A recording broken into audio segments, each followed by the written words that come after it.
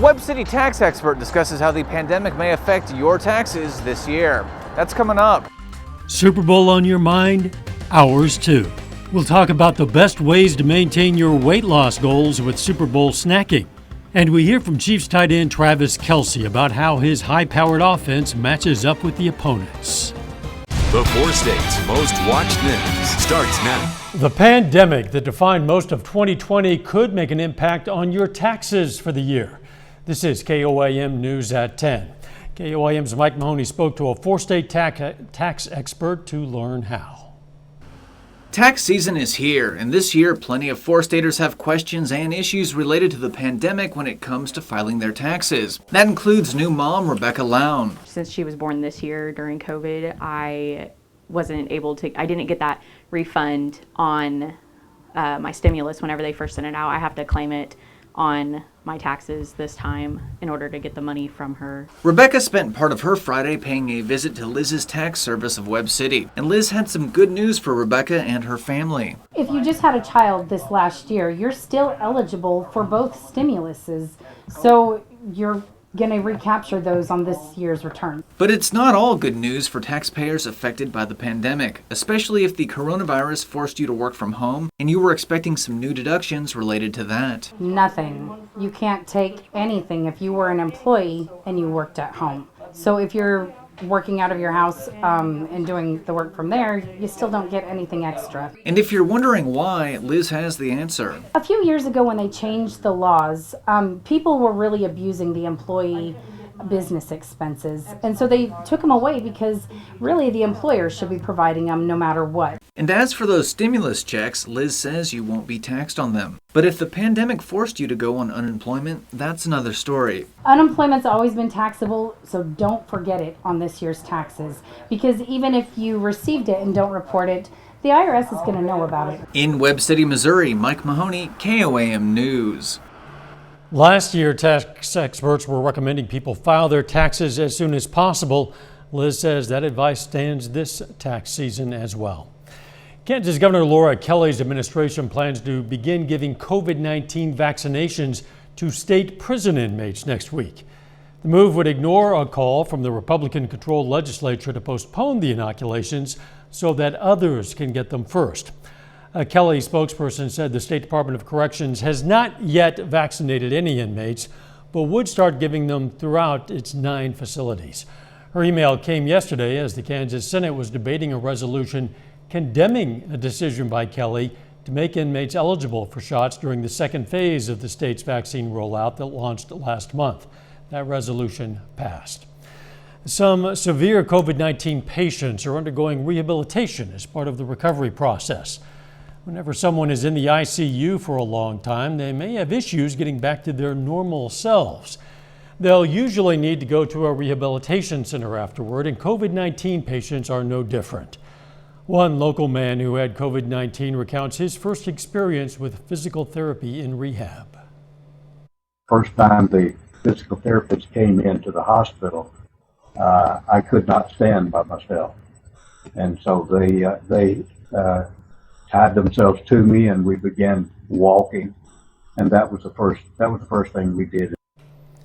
Wallace says since his time in rehab, he's now a regular gym member, which helps him feel more like his former self. Checking in with Doug Heddy now for our first look at the weather. Hi, Doug. Hey, Dal. It actually turned out to be a decent Friday for us today after we turned so much colder yesterday afternoon. But today, pretty good once Friday. We're heading into Super Bowl weekend, and we had sunshine throughout the daytime hours, high temp of 52 degrees. But the clouds are increasing now. This is ahead of our next storm system, which is brewing back to the west. You can see the clouds and some snow showers starting to pick up across western parts of Nebraska. This system is going to roll in for us during the overnight hours. Well, actually, during the daytime hours for us tomorrow. During the overnight hours tonight, we look okay, just cloudy skies. Most of us sitting mid to upper 30s. I think we're going to drop back near 30, but look how the rain and snow starts to increase late morning into the early afternoon hours for us on Saturday. Temperatures will get into lower 40s and then drop during the afternoon. Of course, I'm going to break this all down for you all coming up here in just a little bit. All right, see you then. Thanks, Doug. President Biden says he'll choose to help the American people over getting bogged down in negotiations with Republicans over a COVID relief economic rescue bill. The president and congressional Democrats are calling for bipartisanship, even as they move toward a legislative process that could exclude their GOP colleagues. Natalie Brand is at the White House with more. In a national address Friday, President Biden made it clear he's prepared to get a COVID economic relief measure passed without a single Republican vote. I'm going to act, and I'm going to act fast.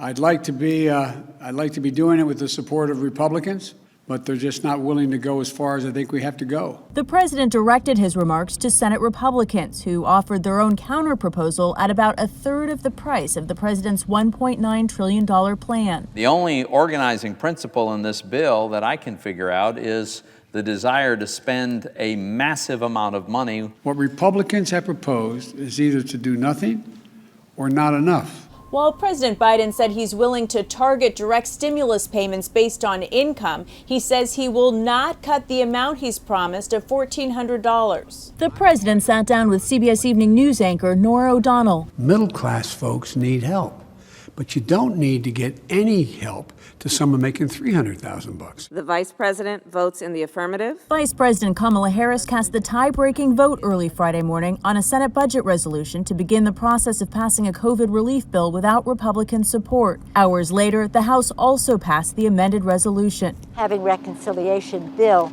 is necessary so that we know that we will guarantee that we'll have results, and hopefully give us some leverage with the Republicans. Ahead of the vote, House Democratic leaders met with the president at the White House. House Speaker Pelosi says she hopes to send a measure to the Senate in the next 2 to 3 weeks. Natalie Brand, CBS News, the White House. CBS Evening News anchor Norah O'Donnell's full interview with President Biden will air Sunday before the Super Bowl on CBS. Still ahead, every Friday is Red Friday in Chiefs Kingdom, but this one is special. And if for whatever reason you want your Super Bowl spread to be healthy this year, we're going to tell you what items you need to pick up.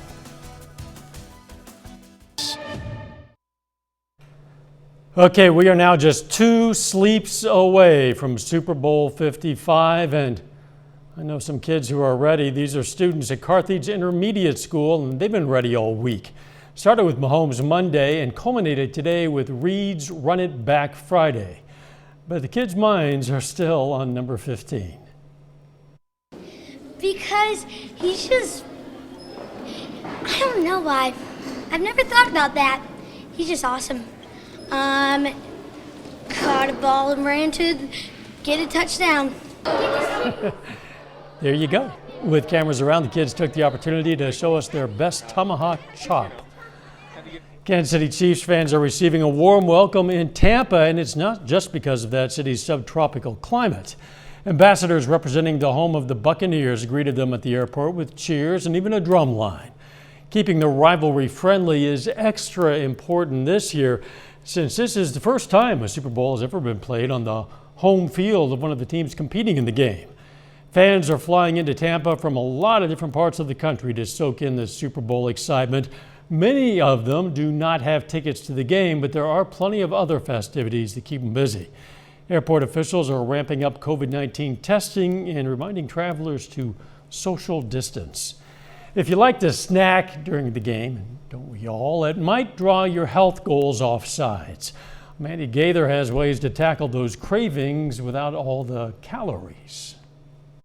Whether you're cheering for the Chiefs or banking on the Bucks, we can all agree snacking during the Super Bowl isn't always super healthy, but you can score big if you swap out a few staples. Let's start with buffalo chicken dip. Instead of making this with sour cream and fattening blue cheese dressing, try adding in some Greek yogurt to your buffalo chicken to give it that ooey gooey texture and taste. Health and wellness expert Stephanie Mansour is also changing up another football favorite, spinach and artichoke dip. I'm challenging you to replace this with spinach and hummus because you're going to cut down on calories, 25 calories for 1 tablespoon compared to 50 calories for spinach and artichoke dip. Instead of dipping a chip, try some veggies. Of course, you're going to save at least 200 calories a serving, but more importantly, you're going to be eating like an athlete. You can have an unlimited amount of veggies and not feel guilty. Finally, if you need your nachos, try going vegetarian. So top it off with some avocado, some fresh tomato salsa, some corn,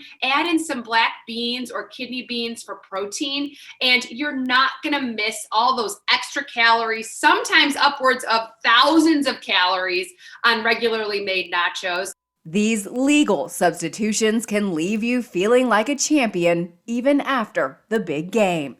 For Health Minute, I'm Mandy Gaither. Yogurt might be okay in the dip, but I don't think you should tell anybody you put it there. The expert also suggests challenging yourself to exercise during commercials or while watching the halftime show so you can work off at least some of those extra calories, yogurt or not. Doug Heddy is up next with his complete forecast, and later, of course, we're talking more Super Bowl. The man who told us that we have to fight for the right to party talks about how he's going to fight for his right to wear a second Super Bowl ring.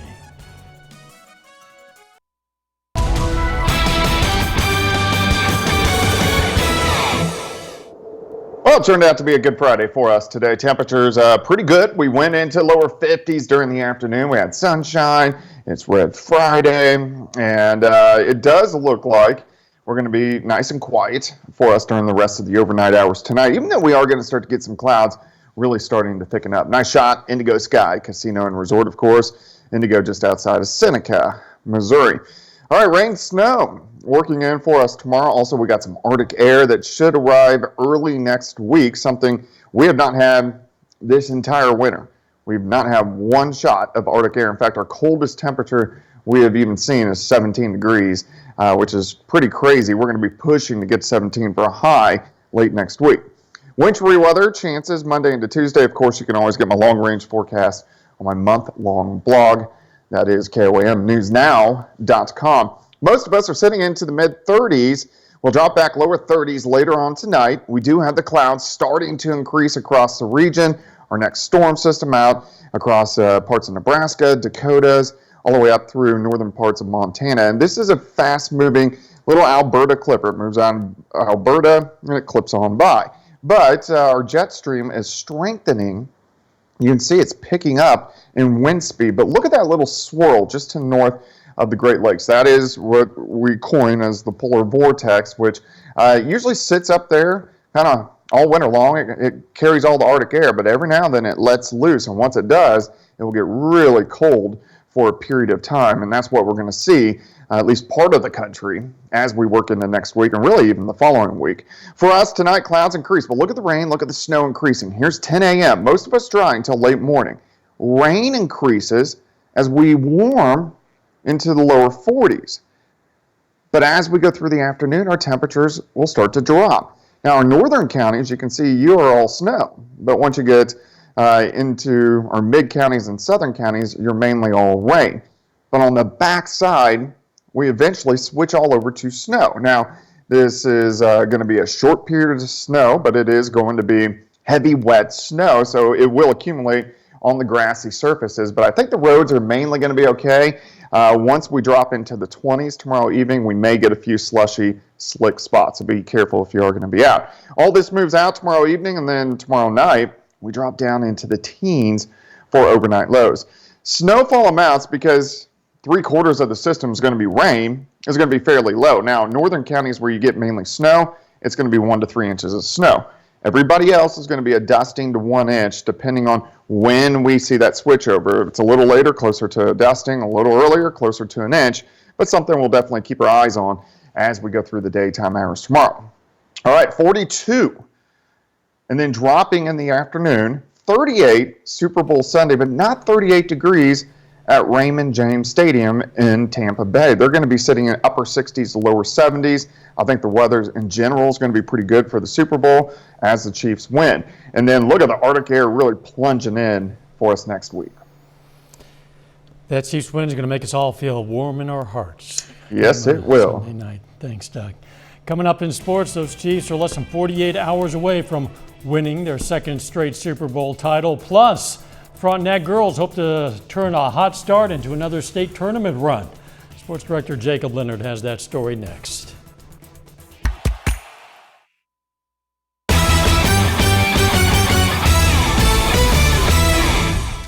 Missouri Southern football has found its next head coach. Former Lion Atiba Bradley is coming home to coach the Lions.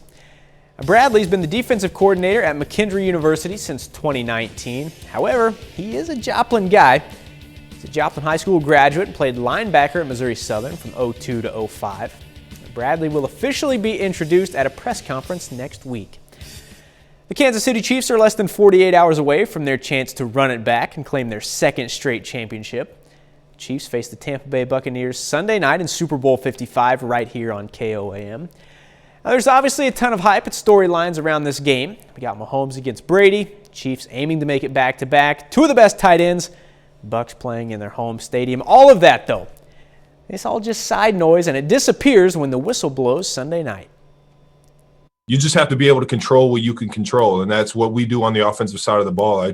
We preach, situational football, taking care of the football, winning the turnover battle. Things like that are things that we can control as an offense. And you know what? Going up against a high-powered offense like that, that's the key. Is you just got to make sure you're putting up 6 points more than you're putting up 3. Well, tonight is homecoming night for the Carl Junction Bulldogs hosting the Willard Tigers. On the girls' side, this one is a big one between two of the best in the state. Willard is ranked number 2 in Class 5. CJ is number 8. First quarter inbound to Destiny Berge. Berge had 30 on the night. CJ up 1. And quick ball movement here to Willard's Kaylin Washington.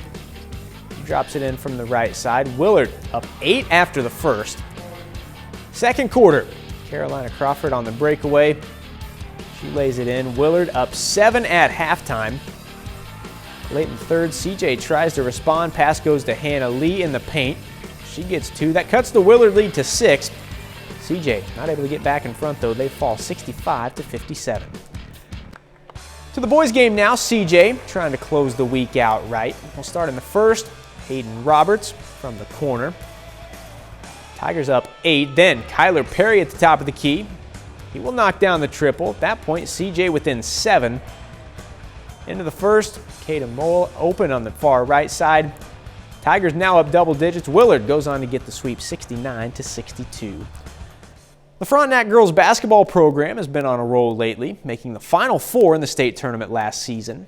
Now they're off to another hot start this year and are aiming to finish the job in March. The Frontenac girls are off to a 9-1 start this season. I think the best part about it is I'm winning with a group of girls that I love. We come out and it feels good to be 9-1. It feels good to have a chance to play your next game, and we're just excited to keep moving through the season. The Raiders made the state tournament last season. COVID-19 ended their playoff run before they even had a chance to play in the Final Four. It motivates me a lot, thinking of how well we could have done, and we'll never know. And I think that we can do the same this year, even win it if we get the chance. Frontenac lost 5 players from that Final Four team. This new group is picking up the slack with 5 players scoring 8 or more points per game. We knew coming in that we would be a better team if we could split the ability to score from wherever, and the girls have bought into not that unselfish aspect, and it's really paid off. You never know which girl's going to step out and have their best game every night, and whoever we put out there is just going to be ready to play. It's a different team with different challenges, but the Raiders are hoping for the same result this season, earning a chance to make history and get another shot at a state championship. This is the most challenging year we've ever had, yet we have a group that has made this an easier process than any group we've ever had. Everybody loves to win, and I think I just really want to make this school proud. I really want to leave an impact on this school, and I really want to make my last year here memorable.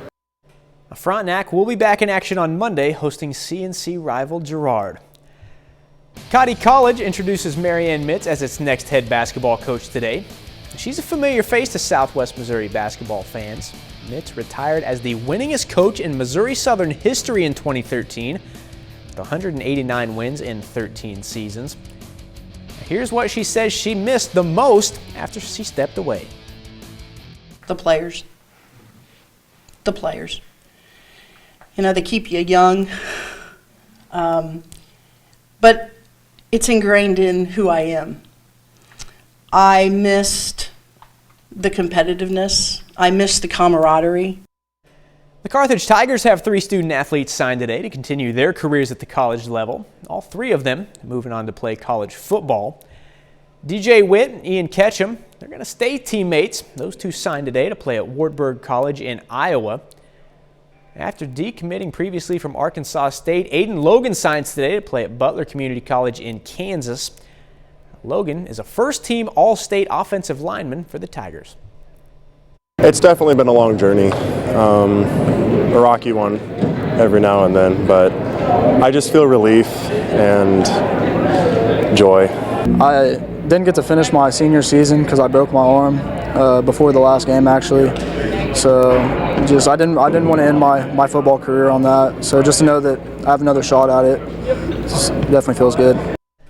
That's a look at sports. We're back with more news after this.